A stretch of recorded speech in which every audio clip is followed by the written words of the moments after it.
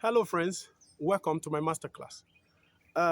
Today, I want to quickly share my thoughts with you on, the reason many businesses, talking about small and medium scale businesses, are not prospering, are not making progress. Today, for most or majority of these business owners in the suburb areas, they feel that success in business is when you take your products to the market and sell your entire product. That's when you have succeeded. But it goes beyond that. So quickly, we want to look at the challenges, facing some of these small scale businesses, especially in the rural areas. Some years ago, a woman came to my office and was crying. I asked her, what's the problem? Now, she actually came to me to seek my advice, business advice, and consultancy on the challenge she was actually facing. She just got married, and her husband gave her 500,000, called her and said, honey, what kind of business can you do? And the woman told the husband that she wants to do bush business. That's go into bush market. Now, for some of you, I believe you understand what bush market is all about. Now, bush market is that kind of business you do where you buy products from the city and take to the suburb, perhaps crossing river or wherever, to those who are in need of the products in the suburb. That's what bush market is all about. Now, the question is, the woman obviously does not have any knowledge about how the bush market works, and she went into that business. So that will bring us to the first mistake small scale business owners make that is causing them not to succeed. Now, that is competence. Competence.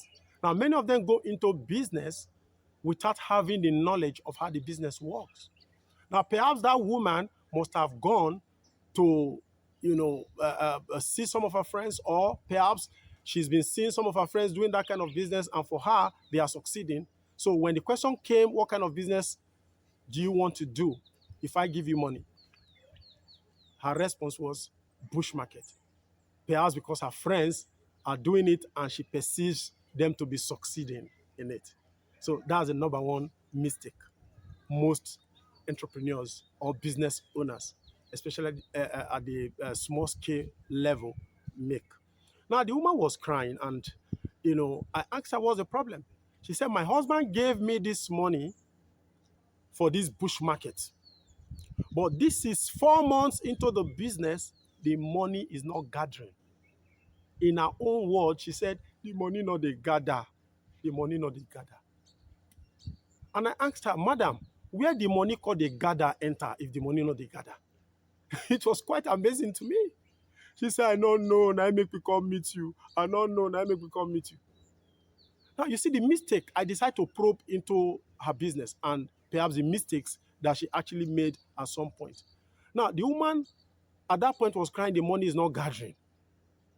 So part of my duty as a consultant and a business expert, was actually to find out where the money of this woman is gathering into. And I began the exercise by asking her some questions. I said, madam, your husband gave you 500,000. Now, the first set of products you bought, what kind of products did you buy at first? She said she bought a bag of beans, bought about 4 bags of rice, bought yams, bought plantains, and a whole lot of things. You see, that was mistake number one. Now, for a new business you are just going into, you don't even have knowledge of how the business works. You've not followed your friends who are doing it to see how they do this business. Now, you bought a whole bag of beans. Bag of beans. Do you know what that means? Then 4 bags of rice and plenty tubers of yams and plantains. She took to that village to go and sell. So how did you sell it? She said when she took them to the village, luckily for her, she was able to sell the entire 4 bags of rice and the entire bag of beans. And I asked her, did you sell on credit? She said, yes, that's how it is done. They said you must sell on credit because village people, some of them may not have money to pay you cash the moment you sell the product to them. So you must consider the credit option. And that was what she did. Now, this woman eventually or obviously sold these first products all on credit. Just few persons paid her cash.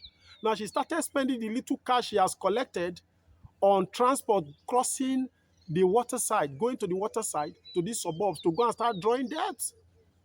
Wow.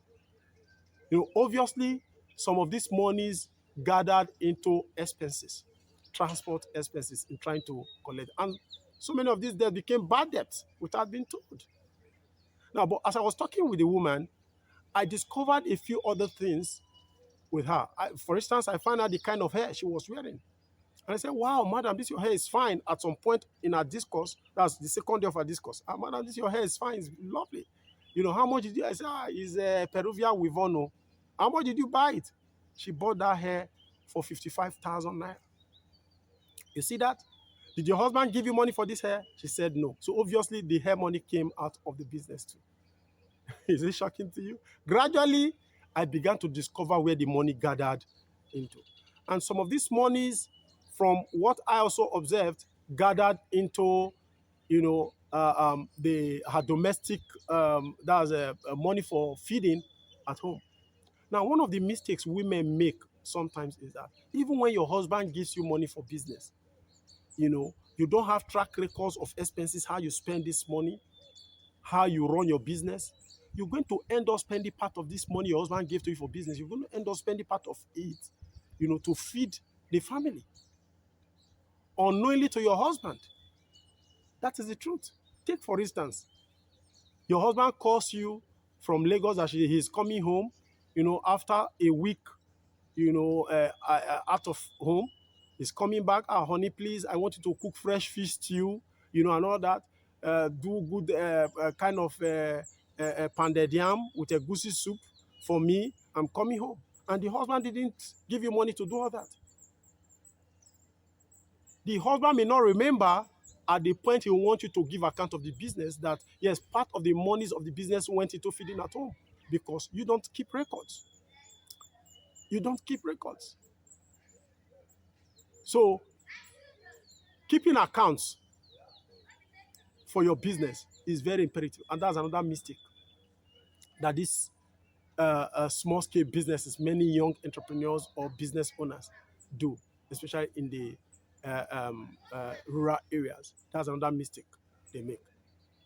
Not keeping proper accounting for their businesses. Now, if you spend money, one thing accounting will do for you, it helps you to track your expenses, your expenditures as it goes. So you know the various areas the money went into. But most times, they don't do accounting for their businesses. And this becomes one of the bane of the problems they face in their business. Like for the case of this woman, obviously, she was not having any record for her business. And that became one of her own undoing. Now, if you have accounts, the amounts of money that came out of your business into your domestic activities like cooking or feeding at home, apart from the money your husband gives to you, will be tracked effectively. And when the day of reckoning comes and husband wants you to give account, you open your book of account. You should be able to tell the husband, now, so amount of money was spent on feeding. Recall on so date you asked me to cook ogbolo soup with a goosey soup. You didn't give me money. I took the money from the business. So you'll be able to track that. Then another important